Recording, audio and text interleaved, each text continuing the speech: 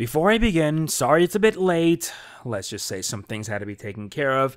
As well, I needed a bit more time to make sure this review is done properly. Hopefully it won't be the same for next week or the week after, because some big things are happening. This is Mega Man NG, and I welcome you all to another Flash episode review. This week we're going to be talking about yesterday's episode, Girls' Night Out. Kind of an interesting one, so here's how this is going to start. I'll provide a summary, as well as some of the things that I found to be interesting.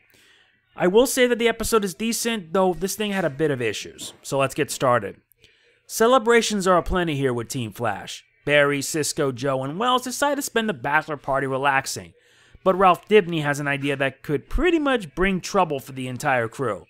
The ladies, however, get a needed time off for themselves, until a Meta shows up looking for Killer Frost. It then leads the ladies to find out that a Meta is causing serious trouble with the help of another Meta. And it isn't helping that Caitlin is fighting her inner self along the way.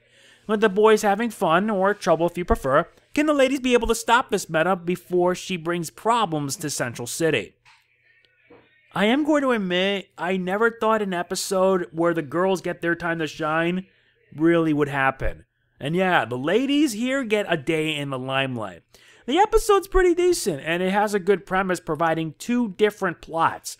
On one side, you have the guys. The guys are looking forward to just relaxing and spending time at home, until Dibny suggests to have them be somewhere unexpected. A strip club. And you can tell, or rather in this case, a bar. And that doesn't go so well, believe me. Especially when someone decides to go after Dibny, and then a fight ensues, and yeah, bar fight. It doesn't end well. If Dominic Purcell, aka Mick, was here, he'd enjoyed that. But no, he would prefer being in the 70s. Or being in Legends, because I'll be fair, compared to Legends of Tomorrow, this episode was decent. And where Legends of Tomorrow was a pretty awesome episode. I mean it. I watched Legends after Flash, and I love it big time. But there's something important I will explain later, so I'll explain for that. The other involved the ladies, and yes, Felicity's back as a special guest, trying to stop a Meta who will bring serious trouble to Central City and its people. And it's nice seeing Felicity back. What makes it even better is that, yeah, Killer Frost is back. Well, however, there's now an inner conflict between Caitlin and Killer Frost. It's sort of like a Jekyll and Hyde thing, or Two-Face if you would prefer to say it that way. And I really like the dynamic for it big time, because it actually shows that Caitlin has grown a lot with her development as a character. It made me wish she didn't become Killer Frost to begin with, but I felt it was important more than anything. That and seeing the actress really deliver here is just really awesome. I love it. Even the others like Iris, Cecile, and Felicity get their chance to shine too. It goes to show how girl power is just so awesome. And it really did help taking on the villain of the week.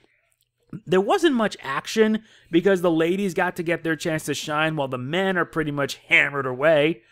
But most of the humor was with the guys, especially Barry, who in one bit after getting drunk, he starts acting like a complete buffoon.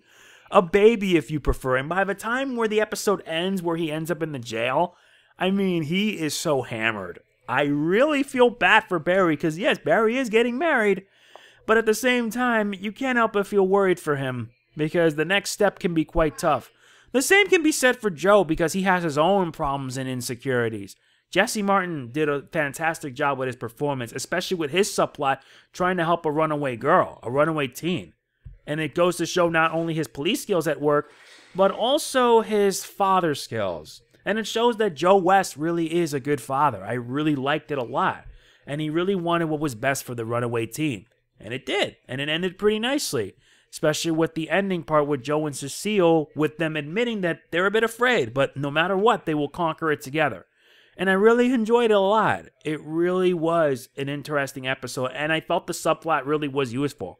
But if I had any complaints with the episode, it's that, well, the thinker part, it's been padded on, and it feels like it's not going anywhere.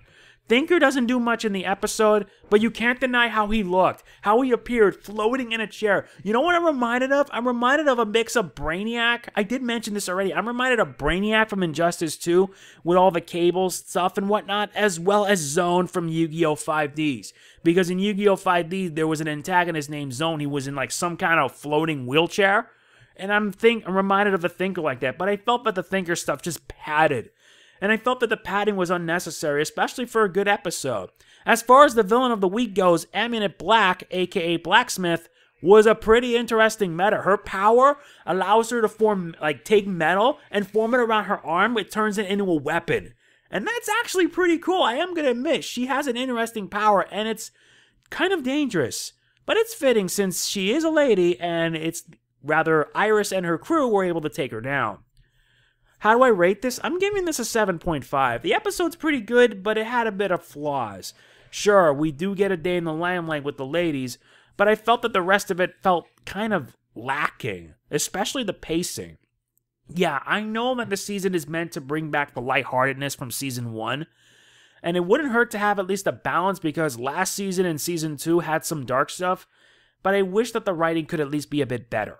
I want it to be better because I really want to be committed to watching the show and reviewing it.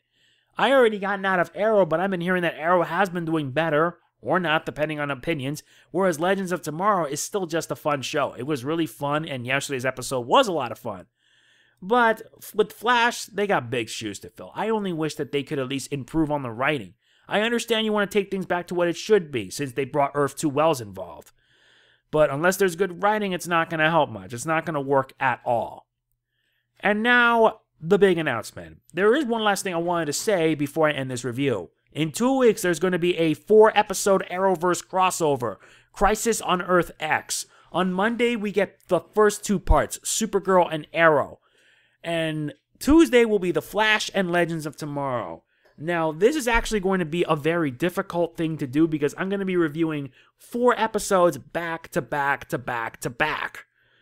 So, my plan for this is going to be pretty simple. On Tuesday, I believe the 28th, where The Flash and Legends will come, I will be reviewing the first 2 parts, Supergirl and Arrow. And on Wednesday, I'll be providing my thoughts on the second half, The Flash and Legends. Yeah, compared to last year with Heroes vs. Aliens, I am really excited for Crisis on Earth X. With the plot, just think of it this way. What happened if Germany won World War II and we get an actual reality that shows that outcome? And it actually did happen in the DCU because there was like an alternate reality where it did happen and it still lives on after the events of Convergence. So when that moment comes, I'm going to be having a field day providing my thoughts on all this. It's going to be insane, and I hope you guys look forward to the crossover as much as I am. If it does way better than Heroes vs. Aliens, it will be very high on my top 5 Flash episodes of Season 4, that I promise you. So yeah, that is pretty much going to be it for this review. I hope you guys enjoyed it. If not, hey, I at least tried. It's not like I don't get much exposure on YouTube anyway. If you enjoyed this video, please be sure to hit the like button. It really does mean a lot to me, and I will see you guys next week for another Flash episode review. This is Mega Man NG signing off. Peace out. And one last thing. Next week, Ralph Dibny gets a new suit, and it's not going to be pretty. See you then.